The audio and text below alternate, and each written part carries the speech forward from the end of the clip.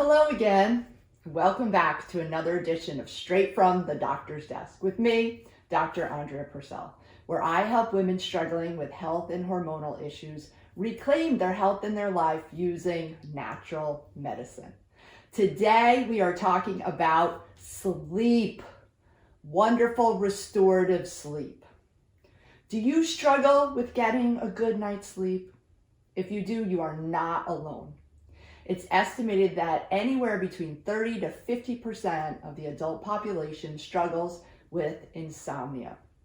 That's 1/3 to 1/2 of the population. Wow. That means you put 5 people in a room, 3 people are struggling with sleeping well. That is significant. The struggle with sleep is real, especially for those dealing with the hormonal fluctuations that happen between perimenopause and menopause. Perhaps you were one of those women who slept well, and maybe now you turn 50 and it's turned literally into a hot mess in your bed each night. Could be night sweats, increased urination, and then once you get up, the busy brain gets triggered and it can take a long while to shut it off again. Sleep is affected by many things, including hormones, stress, anxiety, and a sedentary lifestyle. And once the sleep cycle is disrupted, it can take a lot of focused work to set it right again. And for many women, a good night's sleep can feel close to impossible. And it's not just about feeling tired and needing that extra cup of coffee. Sleep actually is serious business. And I generally tell women that if they can't sleep, it's going to be very difficult for them to heal from whatever it is that they're dealing with. So many restorative and regenerative processes happen during sleep. Things like repairing cellular damage, assisting with detoxification pathways, resetting the nervous system. So if you struggle with sleep, I have 4 tips for you to help rebuild a sleep routine for yourself. So tip number 1 is turn down the lights. A good night's sleep is all about working with your circadian rhythm, not against it. We are programmed to rise with the sun and set with the sun. Cortisol rises early in the morning and then it begins to drop in the late afternoon, kind of like a ski slope, and then melatonin starts to climb. Melatonin helps calm our system as the sun sets and the day winds down.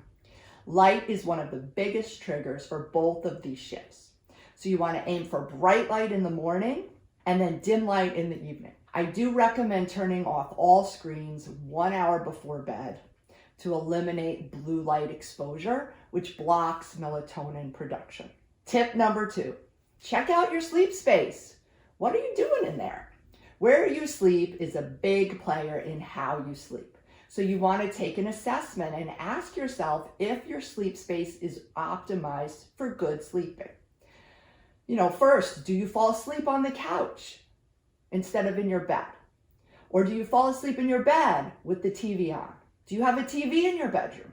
Do you have lights in your bedroom that can be dimmed so that you can turn them down?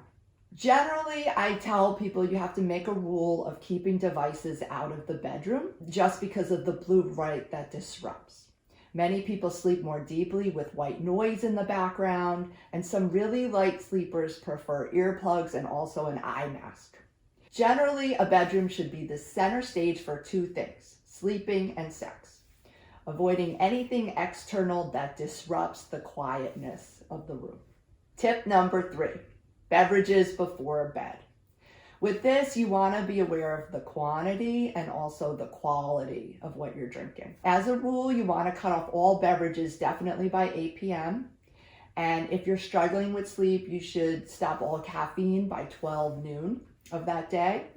Alcohol does have a way of disrupting sleep between the hours of 1 and 3 a.m. It does contribute to more hot flashes and symptoms of dehydration and that nighttime waking. Try a cup of bedtime tea. It does help relax the nervous system. The downside is that it will cause increased urine output. So I recommend just brewing yourself a half a cup of the bedtime tea and making it super concentrated so you get the benefits of the tea without the fluid. And then tip number 4 is to build a routine for yourself. You want to plan on powering down your life about 1 hour before your desired sleep time. So you want to design a routine that covers all of your basic bed things, plus some soothing elements that help you relax and signal to your body that it's time to rest. So things like reading, journaling, listening to a guided meditation, and then making sure that you follow your bedtime routine every night. The goal ideally would be to be in bed by 11. Because honestly, we all deserve to wake up feeling refreshed and ready for anything. You don't have to rely on prescription medications just to get a good night's sleep. I was actually talking with a woman yesterday, and she was just explaining how the medications she tried just didn't work for her. She had too many side effects. And in fact, medications do regularly fail people. Natural medicine offers the alternative to prescription medications, but also provides you with amazing side benefits for you and your body, not side effects. So if you build your sleep routine and you're still having trouble with your sleep, I recommend getting your hormones tested and meeting with an alternative practitioner. Thank you so much for joining me today, and stop by again for another health segment of Straight from the Doctor's Desk. If you're interested to learn more about natural medicine, you can always visit me on the web at www.drandreapurcell.com. Be sure to check out some of my other videos on women's health. Ciao for now.